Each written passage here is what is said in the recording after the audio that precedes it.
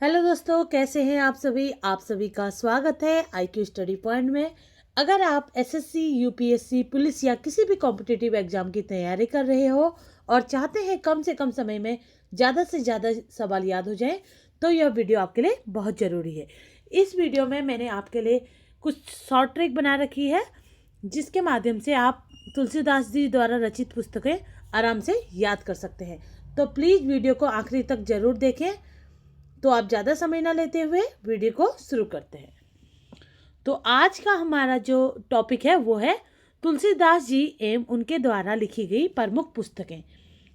तो तुलसीदास जी द्वारा रचित जो प्रमुख पुस्तकें हैं जो एग्जाम में पूछी जाती हैं, उन्हीं के बारे में हम यहाँ पर जानेंगे। तो तुलसीदास जी द्वारा रचित पुस्तक है, पहली है रामचरित्र मानस, दूसरा है विनय पत्रिका, तीसरी है कवितावली, चौथी है गीतावली, पांचवी है दोहावली, हनुमान चालीसा, हनुमान बाहुक, जानकी मंगल, रामलला नहचू, बरवे रामायण। ये है तुलसीदास जी द्वारा रचित कुछ प्रमुख पुस्तकें जिनसे एग्जाम में क्वेश्चन पूछे जाते हैं। तो इन पुस्तकों को याद करने के लिए मैंने आपके लिए एक शॉर्ट ट्रिक बना रखी है, जिसके माध्यम से आप आसानी से इन पुस्तकों को याद रख सकते हैं। तो राम से आपको यहाँ पर उनकी प्रसिद्ध रचना याद रखनी है, राम चरित्र मानस। विनय से आपको याद रखना है विनय पत्रिका। कविता से आपको याद रखना है कवितावली। गाय से यहाँ बनता है गीतावली। दोहा से आपको याद कर रखना है दोहावली। हनु से आपको याद रखना है हनुमान चालीसा। बलवान से आपको याद रखना है हनुमान बाहुक। ठीक है, बलवान कौन थे? हनुमान जी थे ना, तो हनुमान बाहुक पुस्तक को याद रखना है। जानकी से आपको याद रखना है जानकी मंगल। लला से आपको याद रखना है रामलला नरहु। ठीक है, और बरबे से आपको याद रखना है बरबे रामायण। तुलसी रचना पहचान से आपको याद रखना है तुलसीदास की ये रचनाएं। ठीक है, अब इन रचनाओं से किस तरीके के क्वेश्चन जो हैं एग्जाम में पूछे जाते हैं वो हम यहाँ पर डिस्कस करेंगे MCQ के माध्यम से, ताकि ये आपको ये टॉपिक अच्छे से क्लियर हो जाए। तो क्वेश्चन नंबर 1 है, तुलसीदास जी की सर्वाधिक प्रसिद्ध रचना कौन सी है?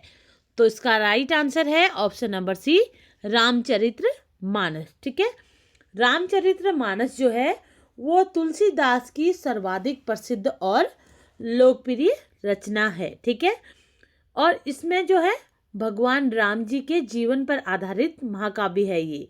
ठीक है, और इसे तुलसीकृत रामायण भी कहते हैं। ठीक है, तो तुलसीकृत रामायण किसे कहते हैं? रामचरित्र मानस को कहते हैं। उसके बाद क्वेश्चन नंबर 2 है, रामचरित्र मानस की रचना किस भाषा में हुई है? तो इसका राइट आंसर है ऑप्शन नंबर डी, अवधी भाषा में। ठीक है, रामचरित्र मानस की जो रचना है वो अवधी भाषा में हुई है, और जिसे गोस्वामी तुलसीदास जी ने जो है कितनी शताब्दी में, 16वीं शताब्दी में लिखा है था। ठीक है, उसके बाद क्वेश्चन नंबर 3 है, विनय पत्रिका किस प्रकार की रचना है? तो इसका राइट आंसर है ऑप्शन नंबर सी, प्रार्थनात्मक भक्ति काव्य। विनय पत्रिका जो है तुलसीदास जी द्वारा लिखी गई एक भक्ति प्रधान काव्य ग्रंथ है। ठीक है, जिसमें तुलसीदास जी ने जो है राम जी के प्रति अपनी गहरी विनम्रता और भक्ति को व्यक्त किया है विनय पत्रिका के माध्यम से। उसके बाद क्वेश्चन नंबर 4 है, कवितावली किस भाषा में रचित है?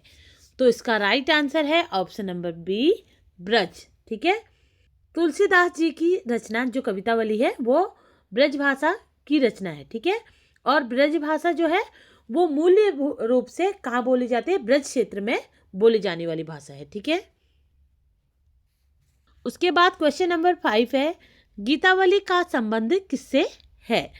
तो इसका राइट आंसर है option number C, Shri Ram की लीलाओं से। ठीक है, तो गीतावली का जो संबंध है वो मुख्य रूप से किससे है? राम जी की लीलाओं से है। ठीक है, इसमें भगवान राम जी की लीलाओं और उनके जीवन की जो भी घटनाएं हुई हैं उनको गीतों के माध्यम से यहाँ पर वर्णन किया गया है गीतावली में। ठीक है, उसके बाद क्वेश्चन नंबर 6 है, दोहावली किसका संग्रह है?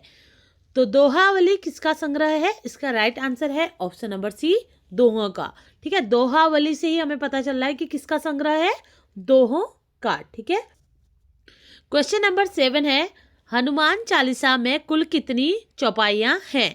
तो इसका राइट आंसर है ऑप्शन नंबर सी, 40। ठीक है, हनुमान चालीसा में कुल 40 चौपाइयाँ हैं। ठीक है, चालीसा से ही आपको याद रखना है 40। ठीक है, और अगर आपसे ये पूछा जाए कि हनुमान चालीसा में कुल कितने छंद हैं, ठीक है, कुल छंदों की संख्या अगर पूछी जाए तो कुल छंदों की जो संख्या है वो 43 है। ठीक है, जिसमें से 2 दोहे हैं और 40 चौपाइयाँ हैं और एक अंतिम दोहा है इसमें शामिल। ठीक है, उसके बाद क्वेश्चन नंबर 8 है, हनुमान बाहुक किससे संबंधित रचना है? तो इसका राइट आंसर है ऑप्शन नंबर सी, हनुमान की स्तुति से। ठीक है, तो हनुमान बाहुक का जो संबंध है वो किससे है? हनुमान जी से है। ठीक है, क्वेश्चन नंबर 9 है, जानकी मंगल किस विषय पर आधारित है? तो इसका राइट आंसर है option number C, Ram Sita विवाह पर। ठीक है, जानकी मंगल जो है वो गोस्वामी तुलसीदास जी द्वारा रचित एक काव्य है। ठीक है, जो मुख्य रूप से भगवान राम और सीता जी के विवाह पर आधारित कथा है। क्वेश्चन नंबर 10 है, रामलला नरछू किससे संबंधित है? तो इसका राइट आंसर है option number B, Shri Ram का बाल रूप एवं संस्कार से संबंधित है। क्वेश्चन नंबर 11 है, बरवे रामायण किस छंद में रचित है? तो इसका राइट आंसर है ऑप्शन नंबर डी, बरवे। ठीक है, तो ये थे तुलसीदास जी द्वारा रचित कुछ प्रमुख पुस्तकें जो मैंने आज आपको इस वीडियो के माध्यम से बताई। तो इसी के साथ मेरी जो ये वीडियो है वो यहीं समाप्त होती है। ऐसे ही एग्जाम ओरिएंटेड तैयारी के लिए IQ स्टडी पॉइंट को सब्सक्राइब करें और बेल आइकन दबाना ना भूलें। फिर मिलते हैं एक नई वीडियो के साथ, तब तक के लिए जय हिंद दोस्तों।